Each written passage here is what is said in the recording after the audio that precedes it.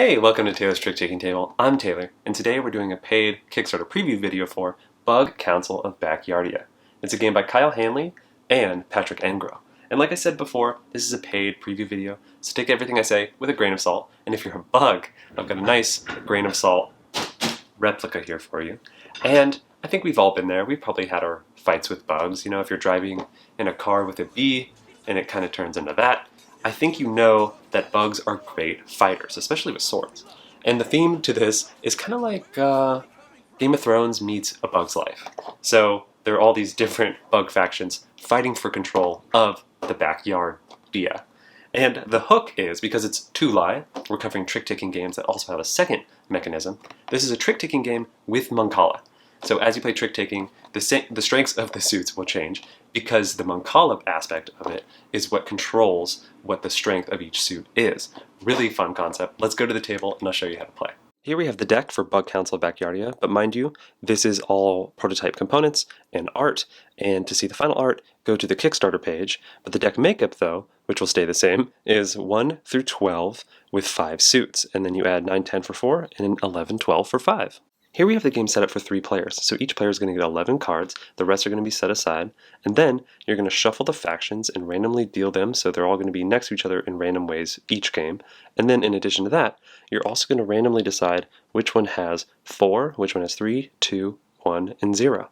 And then once that's all set, each player is going to declare whether they want to go allegiance or no allegiance. Going allegiance is the main way you'll play the game. How it works is you'll be playing 10 of the 11 tricks in hand, and then your last card is going to be an allegiance to one of the factions.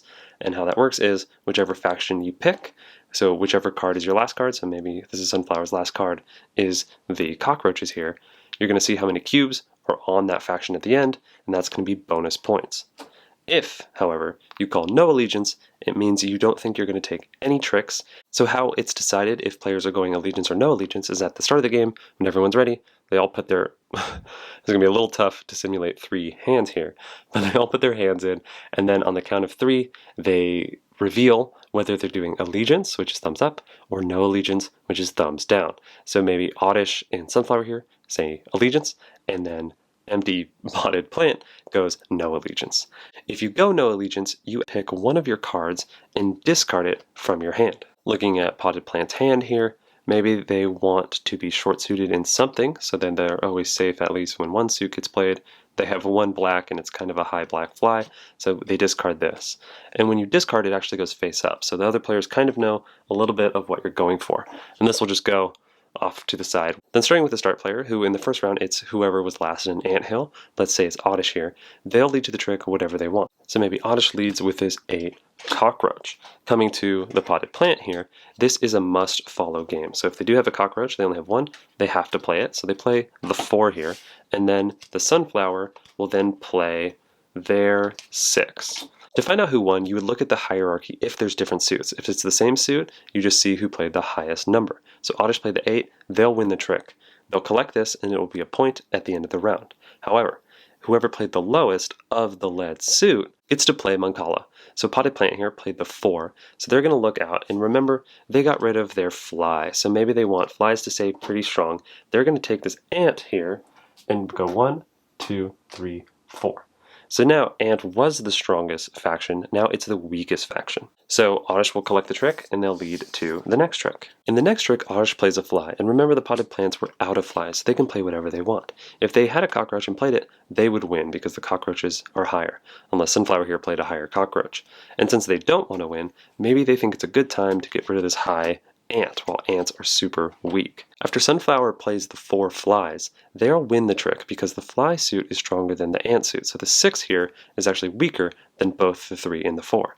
Also, since Oddish played the lowest of the lead suit, they'll play Mancala. An important thing of when the Mancala triggers, though, it's not always if you play the lowest of the lead suit. Say, for example, if Sunflower was out of both their fly suits and they just happen to play this cockroach, not only would they still win because cockroaches are stronger than flies because they have 4 cubes and flies only have 3. But also, if you ever lead to the trick and you're the only one in the trick with the lead suit, so like in this case no one had any flies, then Mancala actually does not trigger. To have it trigger, you have to have 2 or more of the lead suit in the trick. Jumping forward a little bit, Sunflower has played the 5 of the Bs, Oddish has followed suit with the 3, and then Potted Plant will play the 1 here. And so the Sunflower will win the trick, but Potted Plant will play Mancala. And what's interesting about this Mancala, as you can see up here, or maybe it's a little farther away, is that the cockroach actually has 6 cubes on it. And you might be noticing, well, there's 5 here, so what happens if there's more cubes than factions, and what happens even at 5 when the thing goes all the way around to the faction that started? So what happens is, if it had 5, so let's do an example with 5 here, you would drop 1 all the way around, and you would end on the suit that started it. So the faction, if you pick it up from it and it has 5 or more, it will always have a cube. If it has 6 or more, after you give 1 to each faction, all the rest, so if this was 8 cubes on cockroach, I'd have even more in my hand, you put all the rest in the center here in the council chambers. And why that is important is because that's another bonus for anyone who makes the no allegiance call. But I'll get into that later for final scoring. So after 10 tricks at the end of the hand, everyone who's called no allegiance will have no cards, and then everyone else who did call allegiance will have a card left in their hand. And so what this means is this is the faction that they claimed allegiance to. So at the same time, everyone will reveal which faction they picked. And so Sunflower picked Bees, and sadly Bees has no cubes on it, so that is 0 bonus points for allegiance. And then Oddish here picked the Mosquitoes, which has 4. So how the scoring works, and I'll show the scoring pad here, is, there we go. You have a trick score and a bonus score. So the bonus is how many points you got from picking an allegiance, and then the tricks is you get 1 point per trick. So in this example, Sunflower got 5, and then a 0 bonus, so 5 points. And then Oddish got 5 trick points, and then 4 bonus points. So you add those up, and those are your total points for the round. That's only if you claimed allegiance. What happens if you claim no allegiance? If you call no allegiance and got no tricks, then you get 10 points plus 1 point for every cube in the center in the council chambers there. If you called no allegiance and sadly took any tricks, you don't get any allegiance bonus, you only get the trick points. So in this case, Piranha, they would have gotten 2 points. So getting ready for the next hand, you're going to pick up all the cards, reshuffle, redeal. You're going to remember who won the last trick because they're the start player for the next round. Also, you're going to refill some of the cubes here onto the different factions. So this pouch has all the cubes in it. You're going to look out and see which factions have the fewest. So as you can see here, the blue has 4 and no one else has 4. So we'll add a cube to each of the factions. If, however, at the end of the game, it kind of looked like this, where a lot of them were tied at 3, you would only add a cube to the factions that aren't the strongest. So in this case, you just add 1 to the Bees. Then you play the next round, and if it's the 3rd round, then you count up the points and see who won. And like I said before, this is a paid preview video, so take everything I say with a grain of salt. So that is the bug counts of Backyardia, and I think I was already predisposed to love this game, because as past Taylor can tell you, I am a sucker for the Mancala mechanic. I grew up playing Trick-Taking and Mancala. I just love those 2 mechanisms, and what's great about Bug Council of Backyardia is the 2 mechanisms, Mancala and Trick-Taking, they inform each other, and they work off each other. And that interplay and that kind of connection really makes for a game that's greater than the sum of its parts. I love that the Mancala is triggered from the Trick-Taking, and I love that the Mancala informs the strength of the Trick-Taking, and the game really builds itself to be so important based on both the Trick-Taking and the Mancala. Sometimes, some games where they have 2 or more mechanisms, one will kind of be the dominant one, and it's very obvious, and it kind of overshadows and sometimes makes the other mechanisms feel like tacked on in a way.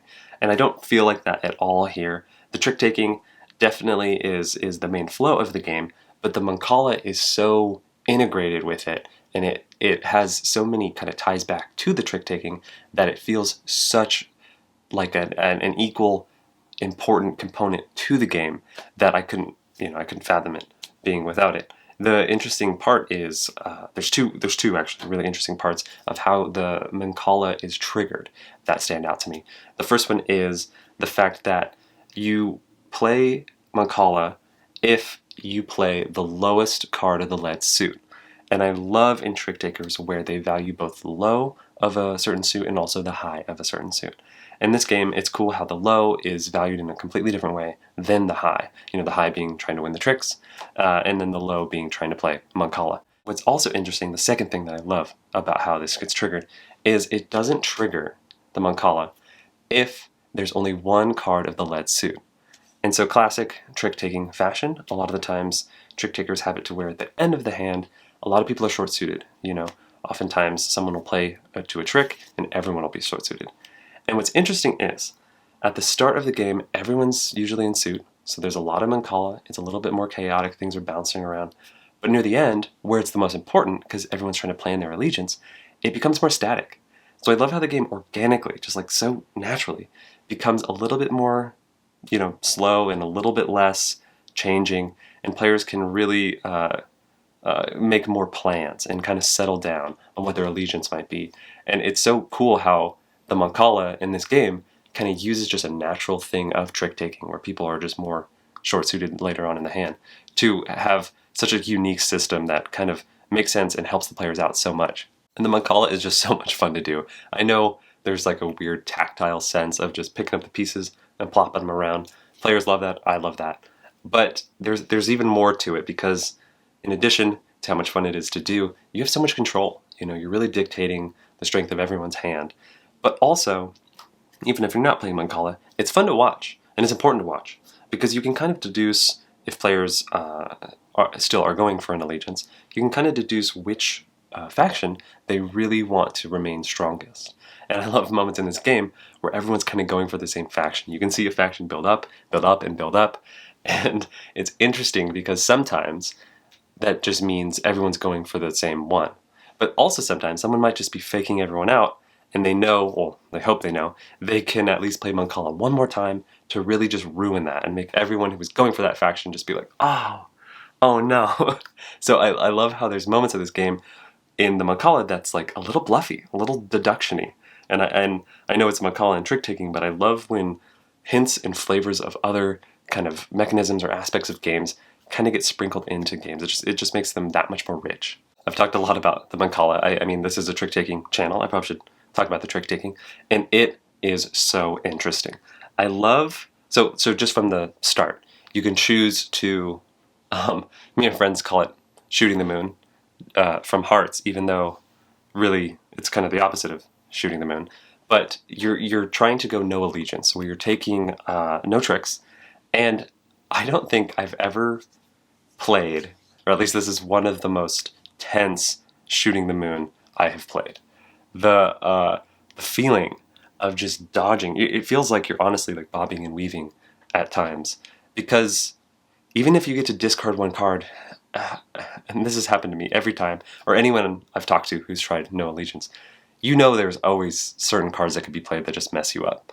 And it is so funny when someone calls no allegiance and then they mess it up on the first trick, because they're like, oh my god, that was the one card you could not have played.